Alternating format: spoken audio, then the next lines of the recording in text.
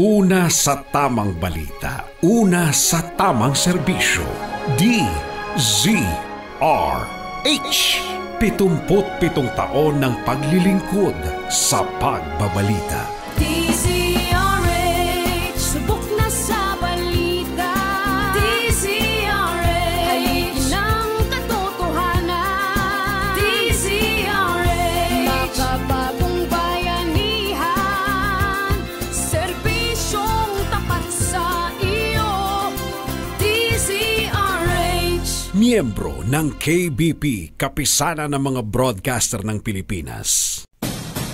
Narito ang mga bumibida mga eksklusibong balita sa DZRH Network News. Viral na balita online simula pa kagabi hanggang ngayon.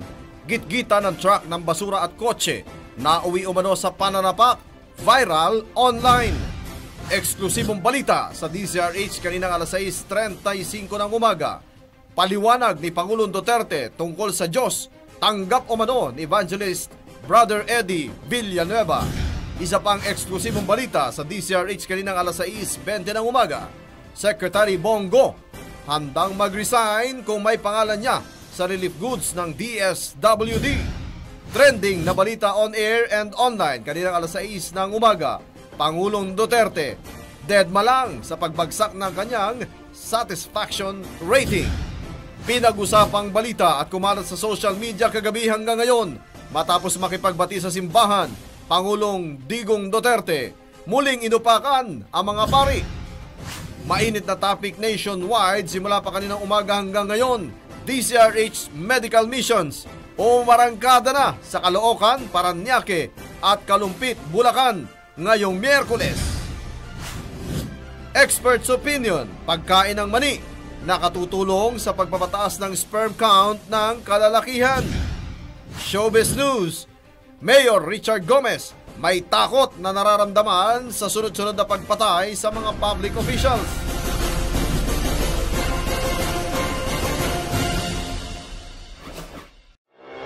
Humanda na sa kakaibang pagbabalita. Iba ang dating, iba ang atake. Nakasunod sa panahon. Mabilis mong malalaman, mabilis mong mapapanood at mapapakinggan. Hatid ng mga lingkod sa pagbabalita sa loob at labas ng bansa. Live DZRH Network News. Mainit na impormasyon. DZRH Network News. Trending, viral, live, nationwide, worldwide, at netwide sa DZRH Radio, DZRH News Television, at DZRH Digital, Facebook at YouTube live channel at www.dzrhnews.com. Kasama si Dennis Antenor Jr. DZRH Network News.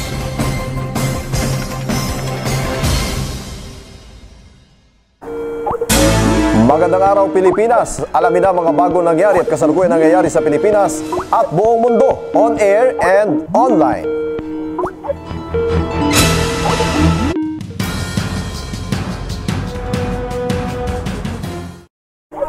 Eto, kapapasok lang po na balita, mainit-init pa. Arestado na po ang suspect sa pagpatay kay General Tino Nueva Ecija Mayor Ferdinand Bote. Naaresto ang suspect sa isang community police assistance checkpoint sa may Andaya National Highway sa Camarines Sur ngayon lamang alas 9:30 ng umaga. Para sa karagdagang detalye at kompletong detalye alamin natin mula sa report ni partner Raymond Dadpa sa RH28. Partner. Go ahead, Raymond. Yes, Raymond.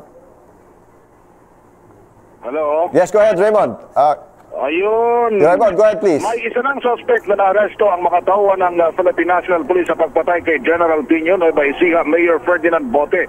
Ito ay si Florencio Suarez, 48 years old, na naaresto sa Del Gallego, Camarines Sur.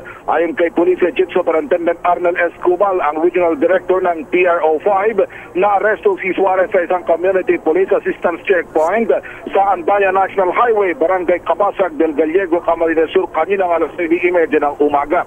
Sinabi ni Escobar na sakay si Suarez at isa pang kasamahan sa isang Toyota Avanza na color beige at may lost plate na EGQ134 na kumpiska sa kanilang isang caliber 45. Si Suarez ay nasa pangalaga na ng Del Gallego PNP. Si Mayor Bote ay tinambangan araw ng Martes na nakaraang linggo nang palabas ang kanyang sasakyan sa compound ng National Irrigation Administration sa Cabanatuan City, Nueva Ecija at inilibing na kahapon. Partner. Yes. Oo, I understand. Dalawa yung sinasabing sakay ng isang Avanza, pero isa lang doon ang sinasabing talagang suspect. Tama ba? Dalawa yung sakay pero ang pinangalanan lang ni General Escobar na suspect sa kaso ni Mayor Bote ay itong si Suarez. Alright, thank you very much, partner. Bigyan mo kami ng latest. It's you, Sir Raymond Dadpas, Aris 28, naglilingkod sa pagbabalita. Maraming salamat si Raymond Dadpas live mula sa Campo Crame. DZRH Network News Top Story. Trending, simula kagabi hanggang ngayon, pinag-uusapan sa social media pag-aaway ng isang truck driver at isang lalaking driver naman ng kotse kung saan nagtatalo ang mga ito. At sa video makikitang ayaw magpatalo ng may-ari ng kotse at nanapak umano ito kung sino ang nagsimula ng gulo sa dalawa at kung ano ang ugat ng kanilang pinagtalunan. Tutukan sa trending report ni Victor de Guzman. Victor? Usap-usapan sa social media ang pag-aaway ng isang truck driver at isang lalaki nagmamaneho ng Vios kung saan umabot umano ito sa pananapak ng may-ari ng kotse. Base sa trending post ng Facebook page na Balita Tol, uminit ang pagtatalo sa pagitan ng dalawa dahil ayaw tanggapin ng driver ng Vios ang paliwanag ng truck driver ng basura. Mapapansin sa trending video na masyadong agresibo ang driver ng Vios kung saan tinapik pa nito ang sombrero ng truck driver. Nagtatalo ang dalawa, ngunit lalong nagagalit ang may-ari ng sasakyan sa tuwing sumasagot ang truck driver ng basura. Dahil marahil sa takot, pinabayaan na lang ng truck driver ang galit na driver ng Vios. Umabot pa sa puntong sinusundan ng driver ng Vios ang truck driver hanggang sa kabila ng kalsada kung saan naghahamon na ito ng away. Ang reklamo naman ng mga netizen, hindi naman nakita na nanapak ang driver ng Vios, ngunit ito ang pagsasalaysay ng mga saksi. Ayon sa uploader ng video na hindi pinangalanan ng Facebook page na Balita Tol, nagtamo ng maliit na gasgas ang kotse ngunit di raw ito sapat na dahilan para manakit ng kapwa. Para sa DZRH Network News, Victor de Guzman naglilingkod sa pagbabalita. DZRH Network News. Mainit na topic naman ngayon nationwide simula pa kanina umaga hanggang sa kasalukuyan. Umarangkada na po ang handog na medical mission ng DZRH bilang bahagi ng ika-79 na anibersaryo ng kauna-unahang radyo sa Pilipinas.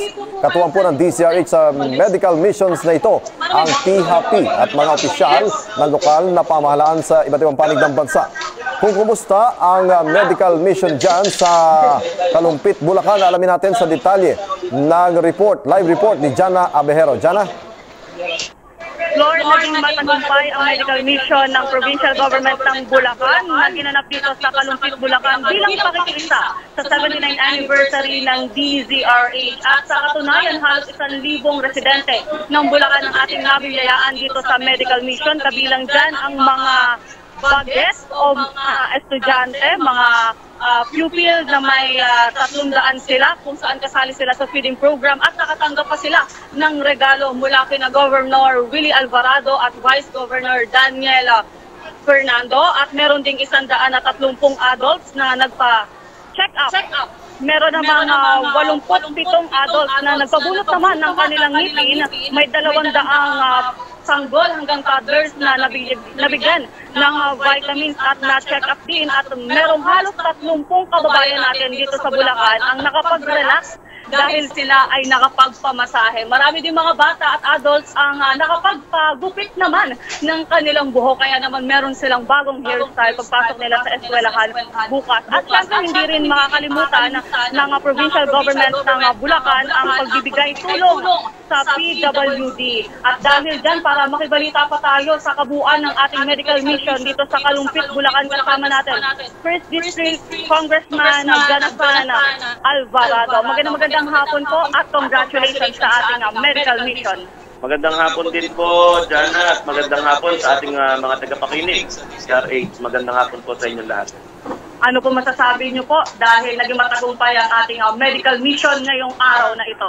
Ako po ay masayang-masaya sapagkat nung una ang inaasahan natin ay 1,000 lamang ang dadalo. Sa amin pong huling bilang ay lumagpas ng 1,200 yung ating pong napagservisyohan ngayong araw na ito. Yung pong serbisyo na sinabi ni Jana kanina ay nadagdagan pa ng pagbibigay natin ng maraming assistive devices katulad ng mga nebulizer, pambiti, walker, wheelchair at tungkod para sa mga nangangailangan nating kababayan. At lahat po ay nakadaong pampalad natin. Siyempre, malaki ang pasasalamat namin sa DCRH kasi nakatulong at nakasama po namin sila dito sa ganitong gawain. At Congressman, sabi niyo nga po ay marami tayong nakatulong dito. Pwede niyo po pang banggitin ang ilan sa mga pinanggalingan o mga ospital na pinanggalingan ng mga doktor na nakatulong natin dito sa medical mission? Yung mga doktor po natin, pinili po natin yan, pinakamagagaling po sa lalawigan ng Bulacan, mula sa Bulacan Medical Center, Kalumpit District Hospital, Perez Memorial Hospital, at Gregorio Memorial Hospital, pati po sa iba't ibang distrito, katulad po ng mga hospital sa 3rd District, 2nd District, at 4th District, at sa San Jose del Monte, pinagsama-sama po natin lahat dito. Gayon din po, marami po tayo mga kasamang dentista kanina, na marami po sa ating mga kababayan ay umuwing nakangiti. Bagamat may isa pa ditong naiwan na hindi daw siya nakakot dahil na-late siya ng pagpunta, ay magtutungo na lang po siya sa Bulacan Medical Center ngayon para makahabol pa siya sa ating pagpapatingin at pagpapabonus ng ngipin. Napakarami pong umalis kanina na mga kababayan natin at lahat naman ay nakangiti. Mukhang masayang-masaya po sa serbisyo po na ibinigay po natin. Siyempre sa pangunguna po ng Kapitolyo, kay Gov. Willie D. Alvarado, nakasama po natin kanina, Vice Governor Daniel Fernando, kay Mayor Jess, at sa lahat ng mga taga-Kalumpit, at siyempre sa DCRH. Maraming salamat, Congressman Jonathan Alvarado. At mabanggit ko rin, Flora, mahigit 1,000 bindi ang naipamigay at meron pang pahabol ng mga paraffol kung saan nakatanggap sila ng payong at magmula sa provincial government ng Bulacan. Maraming salamat sa pusong pasasalamat ng DZRH sa inyo po, Congressman, kay Governor at kay Vice Governor sa pakikisa sa aming 79th anniversary. Happy anniversary po sa inyo at nawa ay 100 taon pang ibigay sa DCRH ng ating Panginoon. Maraming salamat po. Maraming salamat at yan ang mga kaganapan sa medical mission dito pa rin sa Bulacan. Nandito ako ngayon sa Kalumpit, Bulacan kasama si RH23 Edwin Dupe. Ako ang inyong lingkod, RH15 Jana Abejero, naglilingkod sa pagbabalita. Maraming salamat, Jana Abejero, live mula sa Kalumpit, Bulacan. DCRH Network News. Eksklusibong balita sa DCRH kanina alas 6:35 ng umaga. Paliwanag ni Pangulong Duterte tungkol sa Diyos Aba tinanggap umano ni Evangelist Brother Eddie Villanueva. Nagkausap na si Pangulong Rodrigo Duterte at ang leader ng Jesus is Lord Fellowship na si Brother Eddie Villanueva kagabi. At batay kay Presidential Assistant Secretary o Presidential Assistant to the President Secretary Bongo, tinanggap na umano ng leader ng naturang religious sector ang paliwanag ng Pangulo ukol sa kanyang God is stupid statement.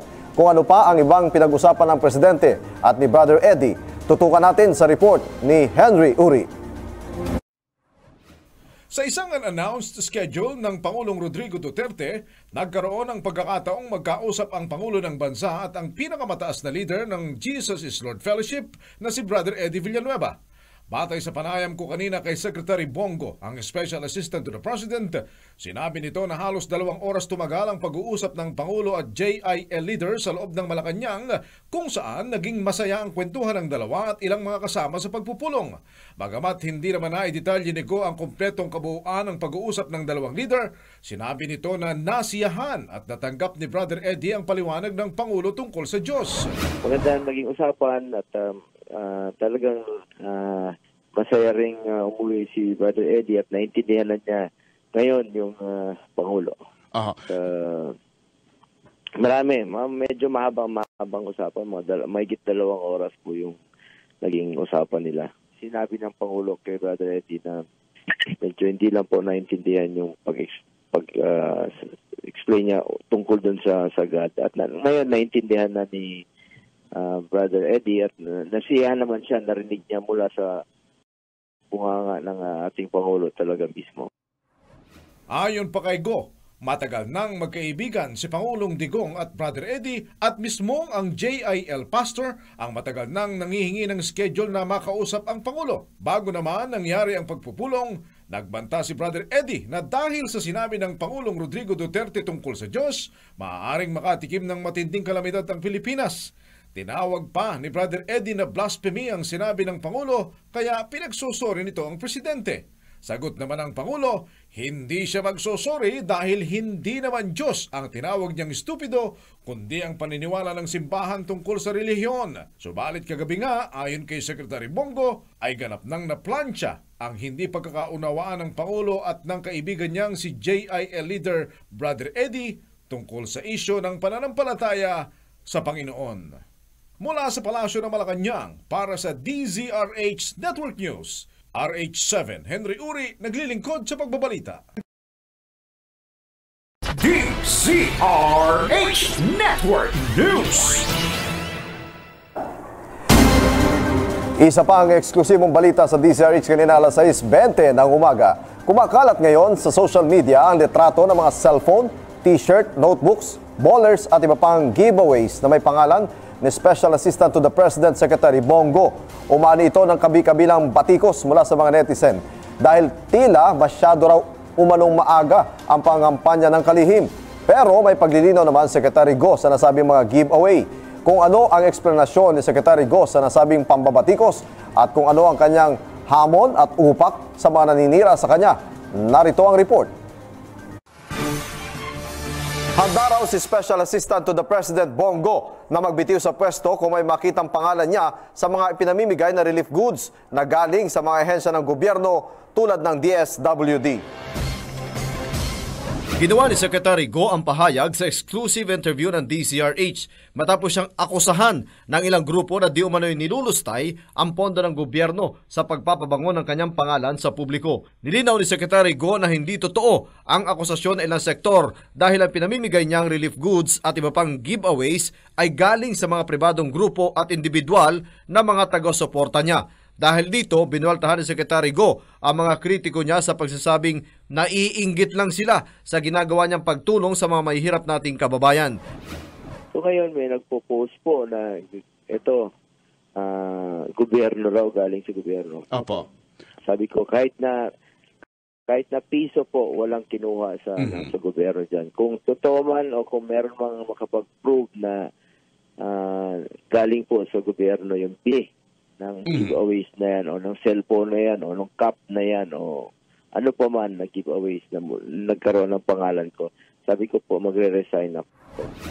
Nanindigan Secretary Bongo na walang halong politika ang pamimigay niya ng mga donasyong pagkain, sapatos at iba pang bagay sa mga mahihirap nating kababayan. Kaakibat ang pagsasabing trabaho lang muna siya sa ngayon at saka na pag-uusapan ang pagtakbo niya sa politika pagdating ng panahon. Para sa DZRH Network News, Florante Rosales naglilingkod sa pagbabalita. DZRH Network News. Kumakalat naman ang balita sa social media simula pa kaninang umaga hanggang sa ngayon. Sinimula na rin ang libreng check-up at marami pang serbisyo para sa publiko sa Caloocan City bilang bahagi ng DZRH Medical Mission. Kung dagsa na nga ba mga tao dyan sa Caloocan City at kung tapos na ang medical mission, alamin natin sa live report ni RH5. Val Gonzalez. Val? Yes, Flor. Flor, maabot sa halos 1,000 mga individual ang natulungan katatapos lamang na mega medical mission sa pagtulungan ng Caloocan City Government sa pamamagitan nitong si Mayor Oscar Malapitan. Yung mga kababayan natin na nagpabunot ng ngipin ay umabot sa halos 70 mga individual. Yung isang malaking isang minibus na ginawang isang mistulang dental clinic, doon na isinagawa yung pagbubunot ng ngipin at ilan pang konsultasyon pagdating sa mga dental problem ng ating mga kababayan dito sa Barangay 31, Caloocan City. Yung mga nabigyan naman ng libreng salamin sa mata ay aabot sa mahigit 100. Yung mga nag-avail ng medical check-up na kompleto doon sa mga pinamigay na mga gamot, iba't ibang klase ng gamot ay aabot sa halos 400, habang yung mga gandang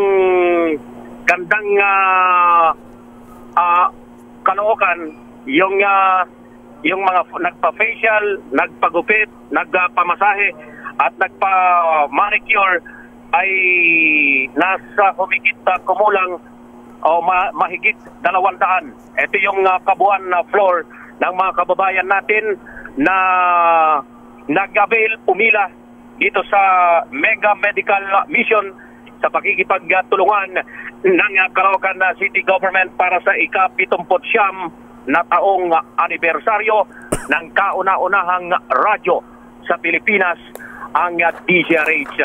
Mula rito sa barangay Ata, ulitin ko lang, Flor, sa susunod na araw pa ng Biyernes ay isa pa muling malaking medical dental mission ang isasagawa ng Caloocan City at iba't iba pang mga kapartner natin para sa ating ika-79 na taong anibersaryo. At dito sa Caloocan, isasagawa ang pangalawang sigwada ng medical mission, mega medical mission sa bahagi ng North Caloocan. Mula rito sa Barangay 31, dito sa Caloocan City, ang DZRH News. Val Gonzalez, RH number 5, naglilingkod sa pagbabalita. Maraming salamat, Val Gonzalez. DZRH Network News. O ito, trending na balita on air and online kaninang alas 6 naman ng umaga. Matapos ang sunod-sunod na pag-arangkada ng rating ni Pangulong Rodrigo Duterte sa mga nakaraang survey, bumaba ito ngayon ng 11 puntos sa latest satisfaction rating survey ng Social Weather Station so SWS mula June 27 hanggang June 30. Higit na mababa umano ang rating ng Pangulo sa mga social class D o yung tinatawag na masa. Kung ano ang masasabi ng Pangulo sa resultang ito ng survey at kung makaapekto kaya ito sa kanyang trabaho, alamin natin yan sa report ni Pichi Gonzalez. Pichi. Sa ikalawang taon ng Administrasyong Duterte, bumulusok ang satisfaction rating ng Pangulo mula sa very good na ngayon ay good ayon sa survey ng Social Weather Stations. 11 puntos ang nawala sa dating positive 56 net satisfaction rating ni Pangulong Duterte noong Marso ngayong taon matapos itong bumagsak sa positive 45 net satisfaction rating sa survey na isinagawa ng SWS mula June 27 hanggang 30. Pero ang Pangulo walang pakialam sa resulta ng anumang survey sa kanyang performance sa pagpapatakbo sa gobyerno. Sa pagharap ni Pangulong Duterte sa media, matapos ang National Micro, Small and Medium Enterprise Summit sa ASEAN Convention Center sa Clark, Pampanga, sinabi nito na kahit bumaba pa sa 15 ang kanyang rating ay tuloy pa rin ang kanyang trabaho at wala siyang anumang interes sa mga lumalabas na survey. bumaba? Yes po. From plus 50 something to plus 45. I do not care. Make it 15. Wala na ako dyan. It does not interest me at all. Basta ako, cost along na lang ako.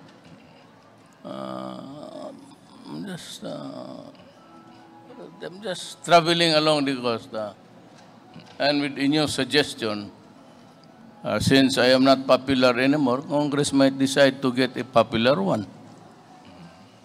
You want a popular president? Fine. Good.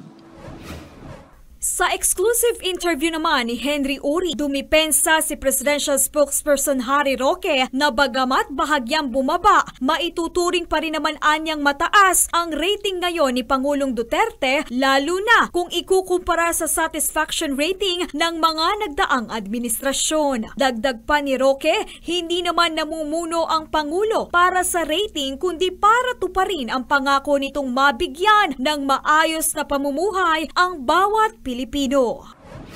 Well, unang-una po ito yung survey ng SWS. No? Meron po may ibang survey na nagpapakita na iba naman ang resulta. Pero ganun pa man, sabihin na natin yan po ang tamang resulta, kinumpira po namin sa mga naging resulta para sa ibang mga naging presidente natin, pinakamataas pa rin po ang rating ng ganyan ng ating presidente. Ganun pa man, ang presidente naman, no, hindi naman niya namumulo para sa rating. Ginagawa niya ang kanyang pangako at simple lang po ang pangako niya, kontra korupsyon, kontra droga at mas komportableng buhay. Makikita naman sa survey ng SWS na mas mataas ang satisfaction rating ni Pangulong Duterte sa urban areas kaysa sa rural areas, habang tumaas naman ang satisfaction rating ng Pangulo sa A, B at C social classes, habang bumaba naman ang sa Class D o sa mga masa mula positive 57 pababa ng positive 43. Para sa DZRH Network News, Pichi Gonzalez naglilingkod sa Pagbabalita. DZRH Network News. Samantala, pinag-uusapan nationwide pa rin simula pa kaninang umaga hanggang ngayon. Ongoing pa rin po ang handog ng DZRH, PHAP at ng local government officials na medical mission sa Parañaque City naman ngayon. Kung ano na ang update at kung ilang kababayan natin dyan sa Parañaque na biyayaan na natulang medical mission, alamin natin yan sa update mula kay Nicole Lopez. Nicole? Go ahead, Nicole. Nicole Lopez. Okay, Nicole, go ahead. Babalikan natin si Nicole Lopez maya-maya pagkatapos ng ilan pang mga balita. DZRH Network News. Pinag-usapang balita at kumalat sa social media kagabi hanggang sa ngayon dahil nakausap na ni Pangulo Rodrigo Duterte ang mga leader ng simbahang Katoliko. Ang akala ng karamihan ay tuloy-tuloy na ang pagkakaroon ng ceasefire sa pagitan ng simbahang Katolika at ng Pangulo. Pero sa speech ng Pangulo kahapon sa Pampanga, muli na naman itong inupakan ang simbahan. Kung ano ang panibagong banat ng Pangulo, tutukan yan sa report ni Mabel Aribe. Mabel? Hindi na pangatawanan ni Pangulong Rodrigo Duterte ang pangakong ceasefire sa simbahan sa kabila ng pulong niya sa mga leader ng relihiyon. Sa talumpati ni Pangulong Duterte sa Clark, Pampanga, hindi napigilan ng Pangulo na umupak na naman sa simbahan, sa Diyos at sa istorya ng Biblia ng creation. Sabi ng Pangulo, hindi stupid ang Diyos para lumikha ng impyerno at makitang sinusunog doon ang kanyang mga nilikha. You know, my God never created hell. Because if He created hell, He must be a stupid God. My God is not stupid to create man just to burn him in hell. Kinastigo rin ni Pangulong Duterte ang umano'y paggamit ng mga pari at obispo sa Diyos para lang siya'y batikusin. Huwag mong isali ang Diyos mo doon sa platform of your criticism on your attack. Because when I answer, pagka sinabi mo sa isyo, sinali mo ang Diyos, putang ina, patay ang Diyos. Hiling ng presidente sa mga pari, huwag gamitin ang pulpito at misa para batikusin ang kanyang administrasyon dahil iba ang pamamahala sa bayan at ang pananampalataya sa Diyos. Paliwanag ng Pangulo, dapat galangin ang separation of state and church kaya huwag umanong gamitin ang pananampalataya para lang siya'y sirain. There is a separation of power between any church and state. Idiniin ng Pangulo na hindi dapat magalit ang mga tao kung madamay ang Diyos dahil sumasagot lang siya sa simbahan na siyang totoong gumagamit sa Panginoon para siya'y kalabanin. Para sa DZRH Network News, Mavel Arrive, naglilingkod sa pagbabalita. DZRH Network News. Samantala po, balikan natin si Nicole Lopez dyan sa Parañaque City. Dahil sa patuloy pa rin ba ang medical mission dyan or meron ng mga tao na nabiyayaan at ilan sila? Ibalita mo yan, Nicole. Marami binagsa ng mga residente ng Parañaque ang medical mission ng DZRH at Parañaque LGU sa Barangay Don Galo Sports Complex kanina. Bukod sa mga residente, Flor, bubisita rin si Parañaque Mayor Edwin Olivares at kinamusta ang mga nagsipuntahan. Masayang-masaya kanina, Flor, si Mayor Olivares dahil sa dami na bumunta sa medical mission. Kanina rin ay bumisita si Vice Mayor Rico Goles sa Don Galo Sports Complex at namigay pa ng chinelas sa mga bata. Ayon naman kay Barangay Chairwoman Marilyn Burgos ng Parañaque, tinatayang nasa 700 ang bilang ng mga residenteng nakaisa sa medical mission. Samantala, ilan naman sa mga serbisyong handog ng Parañaque LGU at ng DZRH ay dental services, libreng kulay at gupit, manicure at pedicure, sugar blood test, feeding program at libreng chinelas sa mga bata, pati na ang facial massage. Para sa DZRH Network News, RH1 Nicole Lopez ang bilingkod sa pagbabalita. Maraming salamat, Nicole Lopez.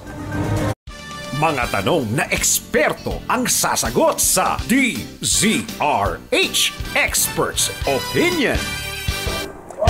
O eto, matagal na ba kayo mag-asawa pero hindi pa kayo nagkakaanak? Baka kukonti ang inyong sperm count. Kapag marami ang sperm count na isang lalaki, mas malaki daw ang tsansa na magkaroon kayo ng anak kung hindi baog si misis. At ayon sa pag-aaral, para dumami ang inyong sperm count, malaki ang may tutulong ng pagkain ng mani. Kung bakit at paano, alamin natin yan sa Expert's Opinion na ito. Marami nagsasabi na ang mani raw ay nakakatulong para sa mas mabilis na pag-iisip ng isang tao. O sa madaling salita, nakakatalino raw. Pero alam nyo ba na nakakatulong ang pagkain ng mani sa fertility ng isang lalaki?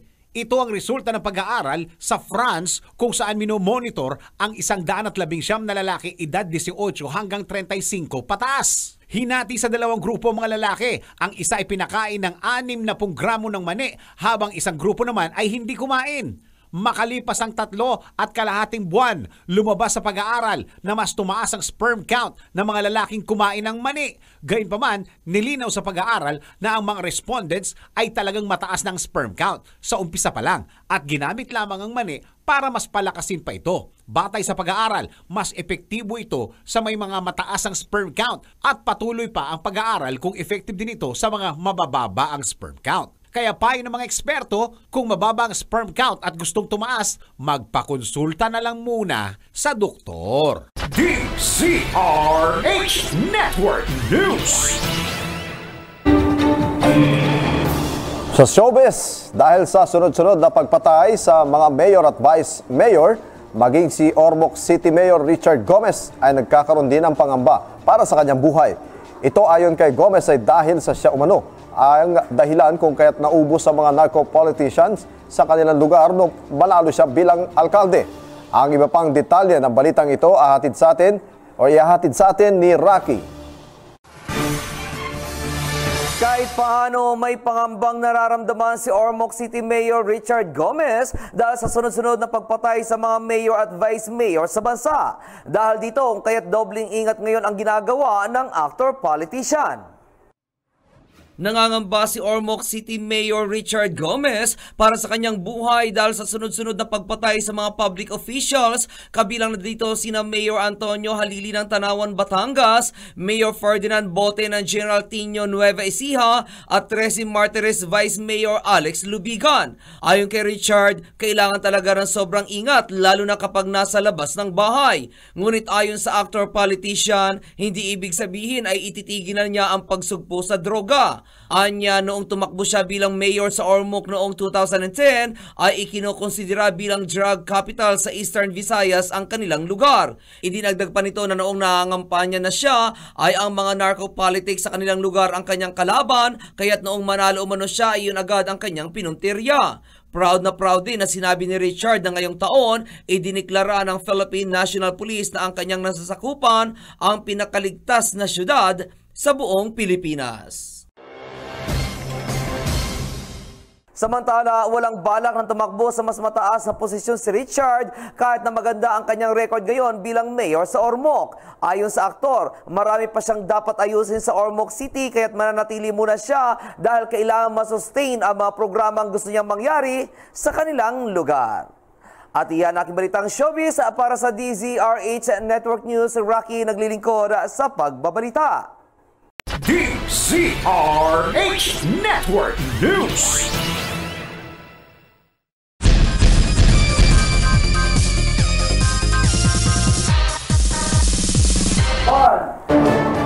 O ito, kapag may ginawa kang masama, asahan mong gagantihan ka ng karma. Katulad na lamang sa trending video na ito kung saan isang motorista ang nagdamot sa pagpapasingit na umabot sa puntong nag-dirty finger pa ito.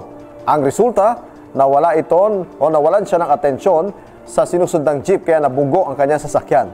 Ang iba pang detalye tutukan sa trending report ni Victor de Guzman. Victor? Karma ang ipinunto ng mga netizen na sinapit ng isang motoristang bida sa trending video na ito kung saan nagpakita ito ng dirty finger sa isang kotseng hindi niya pinasingit na papasok sa linya ng kalsada. Trending ang Facebook post ng Philippine CCTV and Dashcam spotted kung saan isang SUV ang nagpakita ng dirty finger sa kapwa motorista matapos niya itong hindi pasingitin na nagresulta sa pagkabunggo nito sa isang jeep. Ayon sa may-ari ng video na si Ginto Arroyo, dadaan sana sila sa isang sikat na fast food chain para mag-drive-thru. Ngunit nakatapat sila ng isang maramot magpasingit na motorista kung saan malinaw sa dashcam footage na nag-bad finger ito sa kanila. Ngunit minalas ang motoristang ito dahil nawala ang kanyang atensyon sa pagmamaneho na tumuloy sa pagkabunggo nito sa jeep sa kanyang harapan. Pinagtawanan nito ng kasama ni Arroyo kung saan inabot naman ito ng ilang negatibong komento mula sa mga netizen dahil parehas lang daw silang may gulo. Umabot na sa mahigit 200,000 ang Facebook likes nito at 1,800 naman ang bilang ng shares nito. Magsilbi sana itong aral para sa mga motorista. Para sa DZRH Network News, Victor de Guzman naglilingkod sa pagbabalita.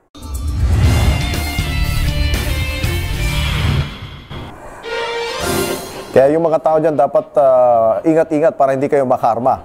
Ito naman, magandang balita para sa mga estudyante dyan. Muling ipinalaanan ng Land Transportation, Franchising and Regulatory Board o LTFRB na dapat bigyan pa rin ng discount ang mga estudyante kahit na weekend at hindi lamang tuwing weekdays. Ang iba pang detalye ukol dito, alamin natin yan sa Good News Report ni Christine de la Cruz.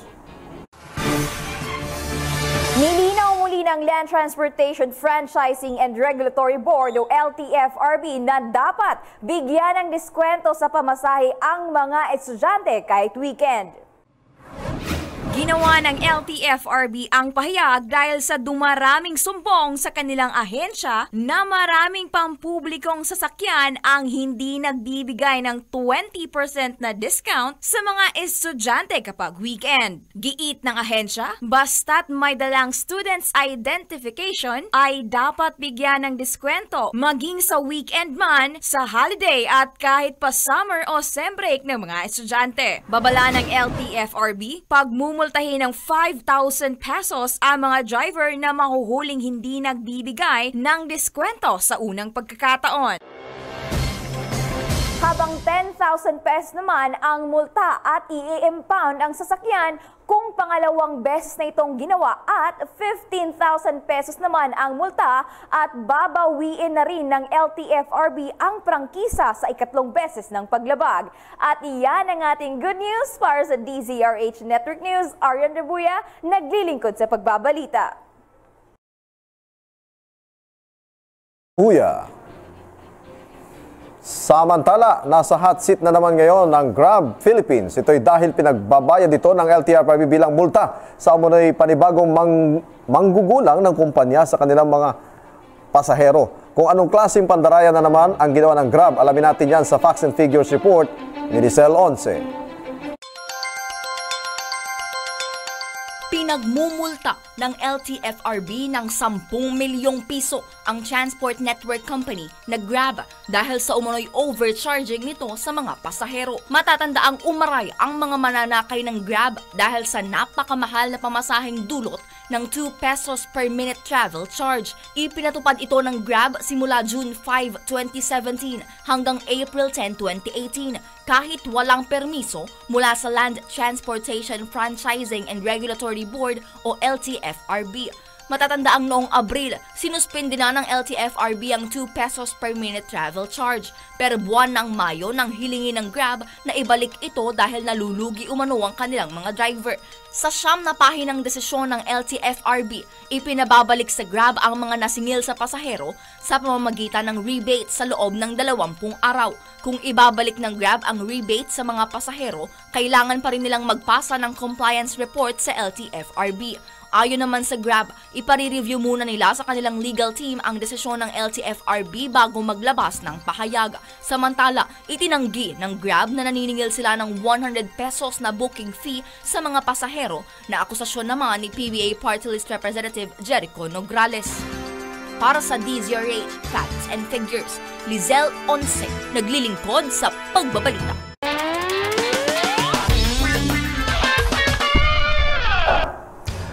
Kahit may batas na tayo sa kalsada na dapat sundin, mapapedestrian o motorista, marami pa rin ang hindi sumusunod. Kabilang na sa madalas labagin sa batas trapiko ay ang pagka-counterflow na kinabubwisitan ng mga nakakakitang motorista. Pero alam nyo ba na sa ating batas pala, merong mga exempted sa huli pag nagka-counterflow? Kung sino-sino ang mga ito, alamin natin yan sa Biyaheng RH. Report na ito.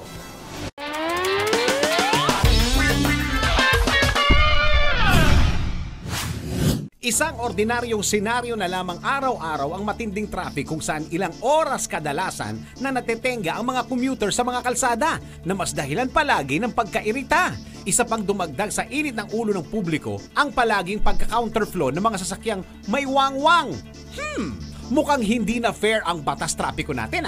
Ito pa, isa pang nakakairita ay ang mga maaangas na security escort ng mga VIP. Pero sino-sino nga ba ang gumagamit ng wangwang na ito? Hindi nila ramdam ang problema ng publiko dahil sa espesyal na way na binibigay. Pero sino nga ba ang pinapayagang mag-counterflow? Basically, sir, sa usapin po kasi ng counterflow, ginagamit po yun for emergency purposes, but not necessarily na gagamitin ng mga private motorists, ambulansya, fire trucks. Basically ho, kapag sobrang traffic at kailangan mo talaga malaki ng sunog, kailangan mo talaga mag-counterflow. Assisted po yun ng mga traffic personnel deployed in a certain area. So, ganoon po yun. Kapag meron hong convoy ng operation ang malakihan ho, for example, which is bihira naman ho nangyayari dito sa Metro Manila, mga kapulisan po natin kapag inabot po sila ng rush hour. Pero ho kasi, sa sitwasyon ho, for example, sa major thoroughfares sa EDSA, na sobrang traffic na rin ho, bihira naman ho yung nagka-counterflow. Anong batas nga ba ang nagpapatupad sa mga ganitong usapin sa kalsada? May parusa bang kaakibat ito? Isang tanong pa ng mga netizen, kapag nagsalubong ang ambulansya at VIP vehicle, sino ba ang dapat paunahin? Ambulance pa din. Kung ano man po yung lakad ng VIP, which is some VIPs are authorized to have cycles and escorts, backup vehicles, it's fine. Pero kung makakasalubong ho sa counterflow yung ambulance, it would be always the ambulance. And I think they know it naman po, yung mga nakasakay sa VIP. Naku po, ayun pala . Now you know, sa mga security escort na mga VIP dyan, huwag masyadong pa-espesyal sa kalsada at huwag ilagay sa mga kamay ninyo ang batas.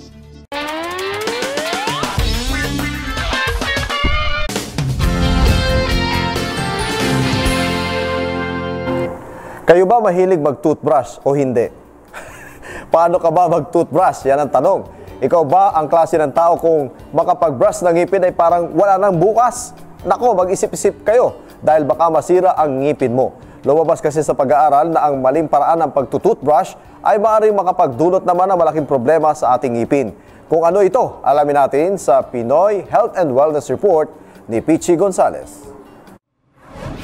Marami sa atin ang palaging nagmamadali sa pagtutoothbrush, kaya naman hindi na natin napapansin kung tama pa ba ang paraan natin ng pagsisipilyo.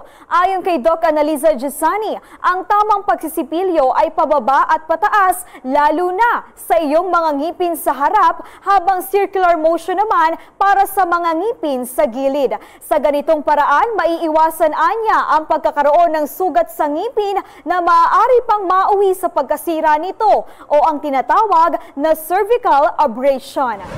So may effect po pala yung maling pagtutoothbrush. Oo, meron talaga. Sa mga pagkasira. Marami kasi kaming pasyente sa clinic na pumupunta doon na mayroong mga sira yung mga ngipin nila dito sa may pinakaharap, sa may bandang itaas, dala ng maling brushing. Dahil sa ngayon, marami na mga tao na sobrang busy sa buhay, nagmamadali lagi silang mag-toothbrush. No? So pag nag-toothbrush sila, mabilisan na pag ganito yung motion ng brushing nila. So, nangyayari, nagkakaroon sila ng sugat sa parting yan.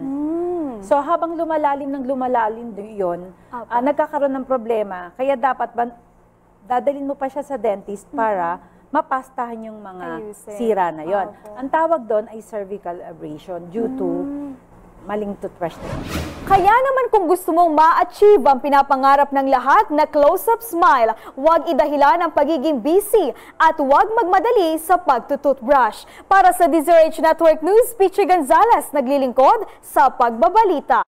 Mga tanong na eksperto ang sasagot sa DZRH Experts Opinion. Hoy mga mami, gusto nyo bang tumalas ang pag-iisip ng inyong baby? Aba, napakataling gawin na naturang bagay sa pamagitan lamang ng pagyakap dito palagi. Malaki ang magagawa nito upang maging matalas ang pag-iisip ng inyong mga sanggol o baby paglaki nila. Kung bakit, alamin natin yan sa Experts Opinion Report na ito.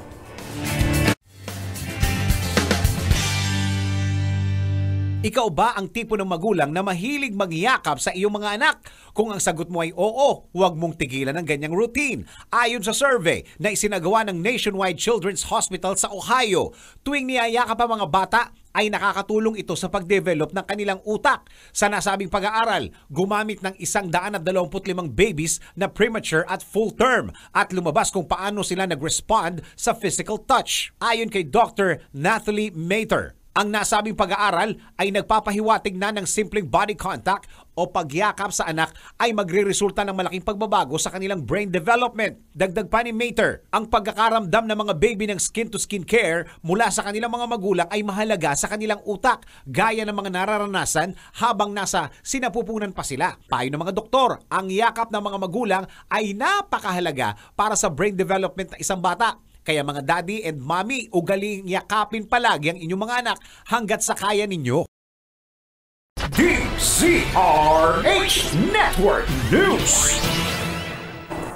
At yan na po mga kababayan ang kabuuan ng ating mga balita. Tutukan ng mga balita buong araw, on-air and online sa DZRH Radio, DZRH News Television at DZRH News Television Facebook at YouTube live channel. At sundan din kami sa aming website sa dzrhnews.com. Sa pangalan ng buong puwersa ng DZRH at ng DZRH News TV at ni Dennis Antenor Jr., ako ang inyong lingkod sa pagbabalita. Ako po si Florante Rosales. Bukas, live on air and online, alas 12 ng tanghali, maging updated sa mga balita sa DZRH Network News.